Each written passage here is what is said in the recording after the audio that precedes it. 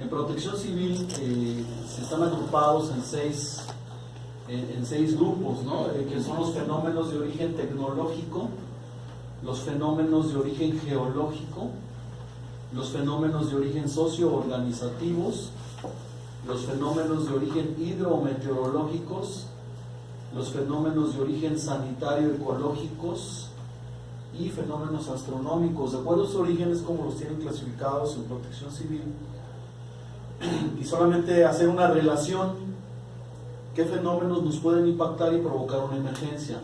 En cuanto a la actividad sísmica, que es un fenómeno geológico, pues ahora sí que en todo lo que corresponde al estado de Guerrero vamos a considerar para diseñar un plan de emergencia por ese tipo de situaciones. Pero vamos, hablando de un fenómeno de origen geológico como son los tsunamis, ahí hablaríamos más bien de inmuebles que están en playa, ¿no? O en costa. Ellos necesariamente tendrían que diseñar un plan de emergencia por ese tipo de fenómenos, no así quienes estamos en regiones centro, norte, que es el caso. Fenómenos de origen tecnológico, químico-tecnológico, pues hablamos de incendios, explosiones, radiación. Entonces, dependiendo de lo que nos puede pasar en el inmueble, vamos a hacer el listado de fenómenos perturbadores y en base a eso vamos a diseñar nuestros planes de emergencia. Los fenómenos de origen sanitario-ecológicos, pues ahí hablamos de contaminación, epidemias, plagas, ¿no? Entonces hay que establecer protocolos, procedimientos, si pensamos que algo de eso nos puede impactar en el inmueble. Hidrometeorológicos, hablamos de condiciones atmosféricas, ¿no? Y el más representativo son los huracanes, lluvias intensas, tormentas eléctricas. Situaciones provocadas 100% por las personas son los fenómenos de origen socio-organizativos, ¿no? Ahí hablamos de accidentes, marchas, enfrentamientos entre grupos delincuenciales, etcétera. Entonces ahí entendemos que son fenómenos de origen socio-organizativos provocados 100% por las personas. Y los fenómenos de origen astronómico, todo lo que tenga que ver con extraterrestre fuera de la atmósfera terrestre, ¿no? Caída de meteoros, basura espacial, etcétera. Y que bueno, ya lo considera Protección Civil porque sí ha provocado algunas situaciones de emergencia. Entonces es lo que tenemos que hacer de inicio, hacer un enlistado de las situaciones que nos pueden pasar.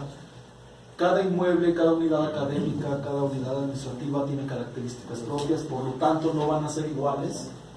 En Iguala puede ser un tipo de situaciones, en Acapulco otras, en Chilpancingo otras, en Tierra Caliente otras. Entonces viene siendo, por ahí lo comentaron, como un traje a la medida, ¿no? Es lo que tenemos que hacer de inicio. Una vez hecho eso, a eso se le llama previsión, ser conscientes de lo que nos puede pasar. Y la prevención, pues ya es lo que aplicamos para evitar o mitigar el impacto de estos fenómenos perturbadores. Una vez hecho eso, tenemos que hacer un diagnóstico de la zona donde está ubicado el inmueble. La guía nos dice que por lo menos vamos a considerar de 300 a 500 metros a la redonda. Podemos apoyarnos del internet con una herramienta muy buena, que es el Google Maps, y ubicar el lugar, ubicar el inmueble, sacar la imagen y si es posible recortarla, imprimirla. Esto nos va a servir como referencia para ir marcando riesgos y recursos que vayamos encontrando en el entorno del inmueble. Para esto necesitamos hacer un trabajo de campo, o sea que pues, hacer un equipo de trabajo, salir del inmueble y recorrerlo en su alrededor, trayéndonos la información en cuanto a riesgos y recursos que encontremos, ¿no? Aquí la invitación o lo que tendríamos que hacer es, terminando este tema, en Iguala, en Acapulco y aquí con los chavos que nos acompañan de ingeniería, hacer el ejercicio en cada uno de los inmuebles y ver la información que se obtiene, porque en base a eso se diseñan planes de emergencia, ¿no? Teniendo el mapa o el croquis del inmueble, yo les decía que a través del Google Maps lo podemos obtener.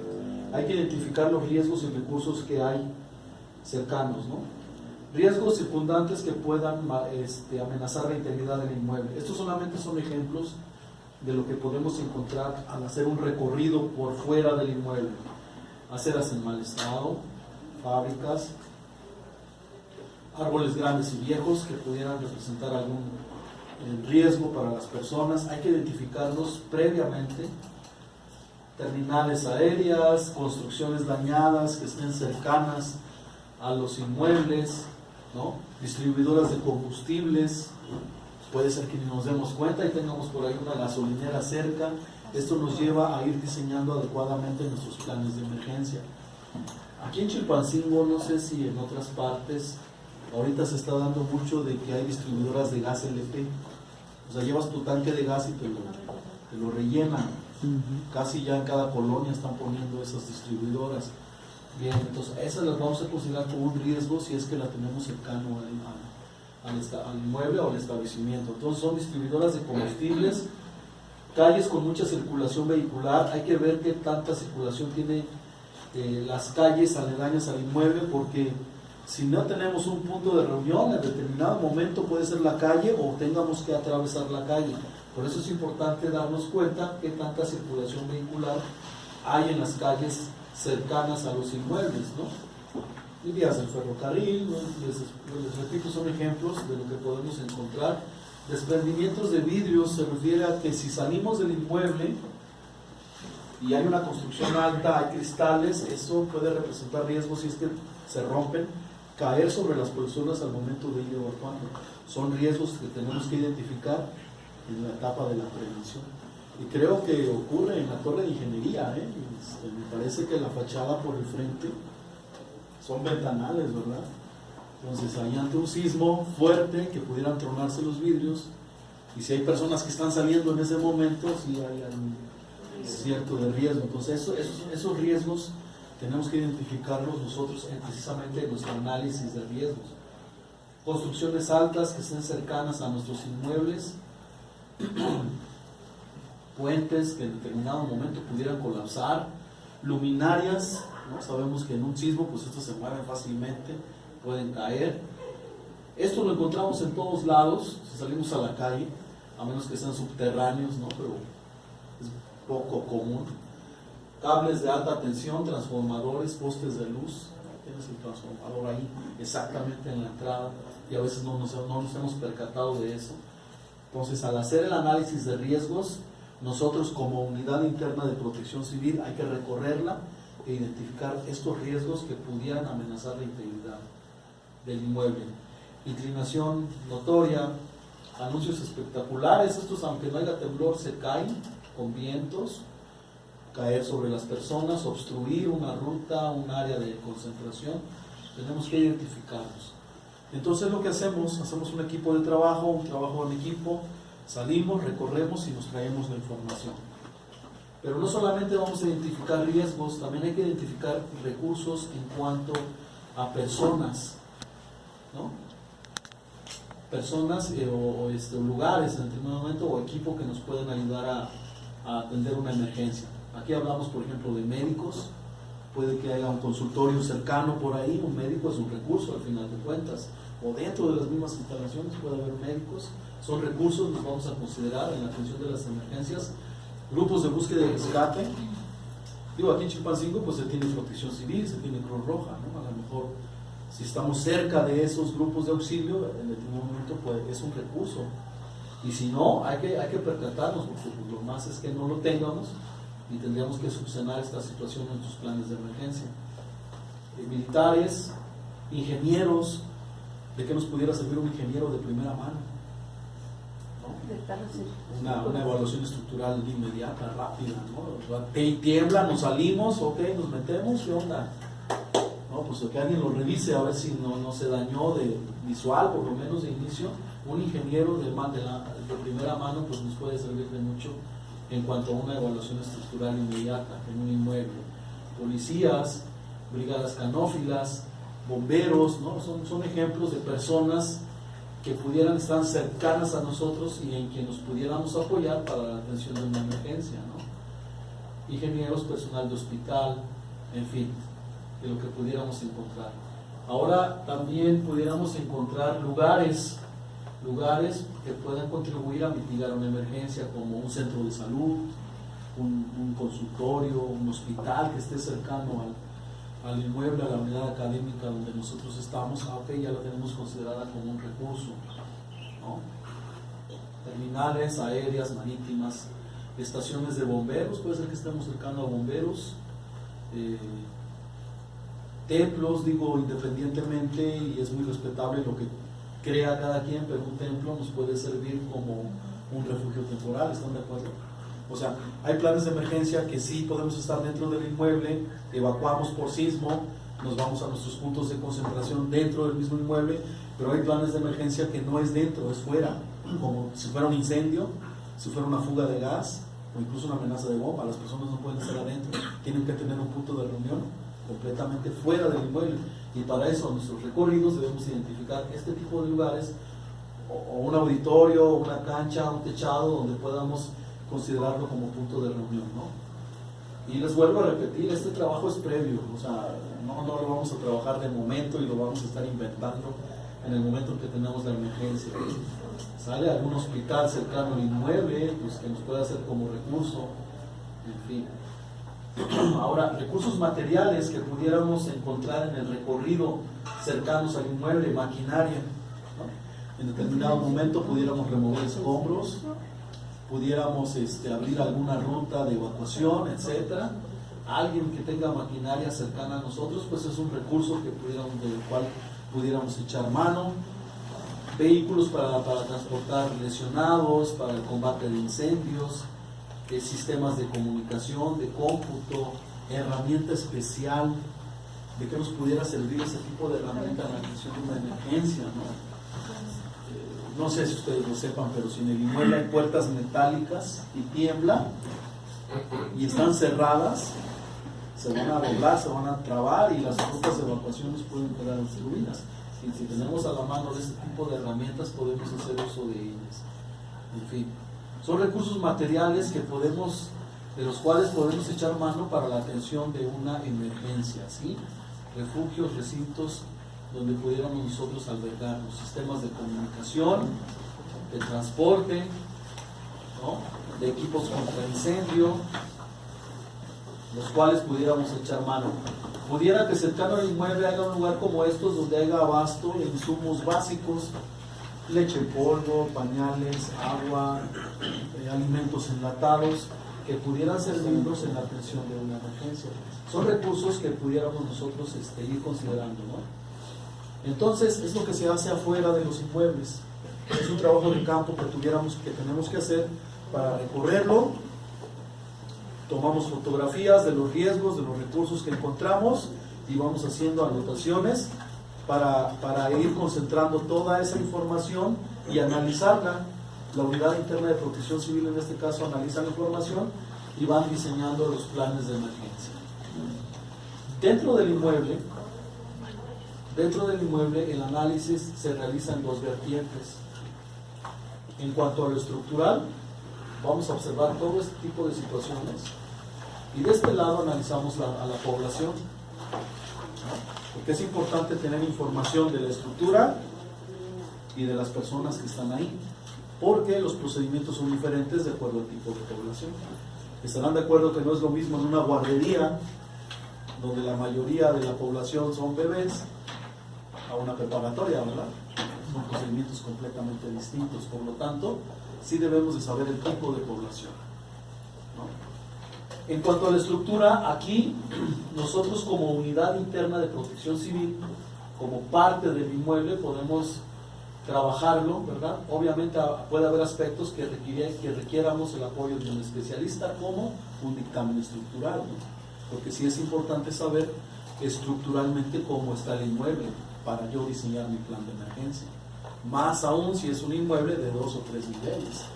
No voy a pensar en el repliegue si un inmueble de esas características no me brinda seguridad estructural, ¿sale? Por eso es importante, en este caso, apoyarnos a lo mejor con un especialista para saber el tipo de suelo en el que está asentado el inmueble, si es un suelo blando, un suelo rocoso, ¿no? Que sepamos qué tipo de suelo y hacernos de una opinión técnica o un dictamen con un especialista. Eso nos va a servir de base para diseñar mi plan de emergencia, porque sí es importante saber estructuralmente cómo estamos, ¿no? De antemano sabemos que si tiembla y estamos en un primer piso, en un segundo piso e intentamos salir en ese momento, corremos más riesgo que si nos quedamos haciendo el repliegue en ciertas áreas de seguridad, ¿no? pero para eso debemos de saber estructuralmente cómo está el edificio, si brinda seguridad o no la brinda.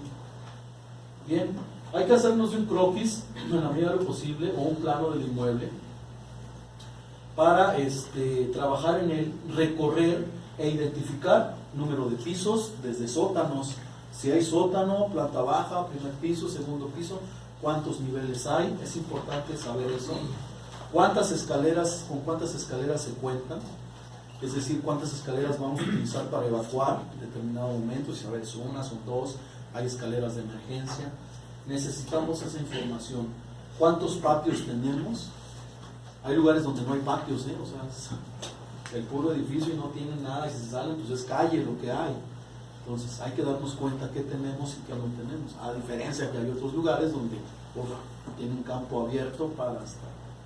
Si salen, evacúan y pues, se pueden acostar en una cancha que tienen, porque lo hemos observado, lugares que sí tienen muchos patios, pero hay lugares donde no. Rampas, pasillos, cubos de luz, en fin, ver este tipo de situaciones dentro del inmueble. Ahora, en los planos o en los croquis es importante localizar o saber dónde están las columnas, las traves, los muros de carga, en fin, porque en determinado momento, si nosotros en el plan de emergencia vamos a determinar que se hace el repliegue, esas partes estructurales que son las más resistentes son las que vamos a ocuparlas. Entonces es importante saberlas antes en un análisis de riesgos dónde están y señalarlas con la señalización correspondiente conforme a la norma oficial mexicana. ¿Sale? No cualquier persona identifica una columna, una clave, digo, hay gente que no tiene ni idea, más si están ocultas con plafones o acabados, pues entonces es ahí donde echamos mano de los planos para identificar dónde están. Es importante esto, Les repito, más si se trata de un inmueble de 2 o 3 niveles. ¿Qué uso se les dan a cada espacio? Es importante saber qué uso se le está dando a cada espacio. En el caso de las unidades académicas, tengo entendido que la mayoría pues, son aulas donde reciben la instrucción académica, ¿no? Pero también hay laboratorios, ¿no? Son lugares de riesgo, cocinas, almacenes, bodegas.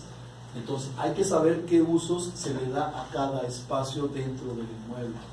Eso nos va a servir para determinar también rutas de evacuación y reducir la vulnerabilidad del inmueble en determinado momento. Si me permiten platicarles una experiencia, trabajamos con gente de tecnologías de la información de la Secretaría de Educación en un inmueble de 5 niveles. Al hacer el análisis de riesgos, se dieron cuenta ellos que el mayor de los pesos era a mitad del edificio, porque ahí tenían una como bodega donde almacenaban archivo, papel y todo eso. Ellos decidieron ese peso, que estaba como a la mitad del edificio, lo mandaron al sótano. ¿Sí me explico? O sea, para eso nos sirve también darnos cuenta qué usos hay y cómo poder acomodar ciertas condiciones de riesgo y reducir la vulnerabilidad, ¿no? Y para eso, pues sí, igual, nos apoyamos en los croquis, en los mapas, marcarlos de ser posible, dónde están las aulas, dónde están las oficinas, los laboratorios, las cocinas, en fin. Vamos a identificar las áreas de conflicto también. Nosotros, la Unidad Interna de Protección Civil, tenemos que recorrer el inmueble e identificar áreas de conflicto que pudieran hacernos cuello de botella o ser conflictivas en un uso cotidiano, como en un procedimiento de emergencia. ¿Cuáles pueden ser? Pues los pasillos, escaleras, puertas, recibidores, todos aquellos lugares donde se concentran muchas personas y nos puedan hacer cuellos de botella. ¿Sí me explico? Por ejemplo, aquí en esta sala, nuestra área de conflicto sería el acceso, ¿están de acuerdo? Porque pues ahí nos atoramos y vamos si intentamos algo. Para ellos, pues el área de conflicto pues, sería esta parte, porque se van a interrumpir ahí en el momento de evacuar. Entonces, en los recorridos tenemos que identificar esas que pudieran ser áreas de conflicto, ¿no? Áreas de riesgo también, todos aquellos lugares donde los ocupantes del inmueble están expuestos a una emergencia por las condiciones o las características de la actividad que se realiza en ese lugar, como un taller de carpintería. Son ejemplos, ¿no? Lo que les comento. Laboratorios, pues ahí se utilizan reactivos, incluso hay gas LP y todo eso. Entonces son áreas de riesgo que hay que ir observando y teniéndolas presentes. Cocinas, ¿no? Ahí preparan los alimentos, ahí tienen gas LP. Ayer estuvimos en un jardín de niños donde dentro de la cocina tienen el tanque de gas, y suelto, y con manguera de esa amarilla de la que te sale más barata, ¿no? Y platicábamos con las maestras, oiga, y vimos ese tipo de situación, lo trabajamos de tal forma que van a reducir ese riesgo. Por lo tanto hay que identificarlos haciéndole un análisis de riesgos, ¿sale? Almacenes, perdón, donde haya este tipo de maquinaria o materiales que pudieran representar cierto riesgo. Las áreas de cómputo, servidores y todo esto también las vamos a considerar áreas de riesgo, por el riesgo de incendios de origen eléctrico, por cortocircuitos, ¿sale? Entonces, un área de cómputo, servidores, donde haya cierto material de este tipo, también pues, podemos pensar que es un área de riesgo. Hay que identificarlas dónde están. Ahora, nos vamos a los riesgos no estructurales, y entendemos que es todo aquello que no forma parte de la estructura y que nosotros lo agregamos. Pues un ingeniero, un especialista nos puede dar el dictamen, pero de lo estructural, ¿no? Y ya de que el aire acondicionado, de que el ventilador, que el cañón, que ya pusiste el cuadro del jefe o no sé, son riesgos no estructurales que nosotros agregamos y que si tiembla o cualquier eventualidad caen sobre nosotros o nos puedan obstruir una ruta de evacuación. Por lo tanto, tenemos que recorrer el inmueble e identificar, por ejemplo, objetos que puedan caerse, ¿no? Ventanas, macetas, lámparas colgantes que no estén bien fijas, espejos, cuadros que no estén bien fijos a la pared y pudieran caer sobre nosotros, o les repito, obstruir una ruta de evacuación. Hay muebles altos donde utilizamos como libreros para ir guardando objetos, y los muebles altos son más fáciles de caerse cuando tiemblan, ¿no? Entonces hay que ver si están fijos o no están fijos. Objetos que puedan deslizarse, obviamente todo lo que tenga ruedas, sillas, mesas, escaleras, en fin. Es importante identificar todo este tipo de situaciones como unidad interna de protección civil, porque vamos a trabajar los aspectos preventivos, ¿sale? Entonces, acuérdense, las unidades internas de protección civil trabajan la prevención. Objetos que puedan volcarse, ya les decía, todo lo que tenga cierta altura y que no esté fijo a la pared, hay que identificarlo previamente en este análisis de riesgos, como pueden ser vitrinas, libreros, subdivisiones dentro de las oficinas, en fin, objetos y sustancias que puedan provocar fuego o explotar. También hay que identificarlas. El material combustible lo tenemos dentro de las unidades académicas, no necesariamente es líquido como gasolinas, solventes y todo esto. Material combustible entendemos que es todo aquello que se puede prender, ¿no? Que puede ser sólido, puede ser líquido o gaseoso, o sea, al final de cuentas es combustible porque si le pongo una fuente de calor se prende. Hay que identificar aquellas sustancias que puedan provocar fuego o explotar, como sustancias químicas, almacenes de madera, aquí el riesgo de que se dé un incendio, ¿estarán de acuerdo? Por el suficiente material combustible que hay, almacenes de telas, de papel, de cartón, en fin, lugares donde almacenen los aromatizantes. Ahora, objetos que puedan iniciar un incendio. Identificamos lugares que se puedan prender con facilidad, ¿no? Pero ahora hay que identificar cosas que puedan iniciar el incendio, como por ejemplo, personas que fumen, aunque sabemos que no fuman dentro de las unidades académicas, o sí fuman, ¿no? Se salen al patio, ¿no? Personas que fumen, parrillas a base de carbón o de electricidad, cafeteras que puedan en algún descuido provocar un corto y prenderse por ahí, veladoras, ¿no? que sí como fuentes de calor puedan iniciar un incendio, y lo que más comúnmente ocurre, fallas en el uso de la electricidad. En los recorridos que hacemos dentro de los inmuebles, si observamos contactos de luz sin tapitas aislantes o con cables saliéndose por ahí, es un riesgo que nosotros consideramos como que puedan iniciar un incendio. ¿Sí?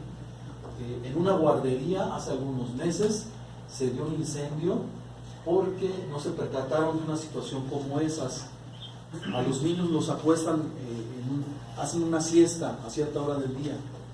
Los acostaron, terminan la siesta, juntan las colchonetas, las pegan a la pared. No se percataron que un contacto de luz no tenía la tapita. El roce con la colchoneta la prendió. ¿Sale? Prende la colchoneta, sacan a los niños porque sí, el procedimiento de evacuación lo tienen bien trabajado. Ahí lo que les falló fue lo de incendios, porque a la que lo tocaban los extintores era la que ya estaba afuera, y el que agarró el extintor fue otro. En fin, se hizo ahí una baraña, pero en fin. Entonces nosotros debemos observar este tipo de situaciones en cuanto al uso de la electricidad.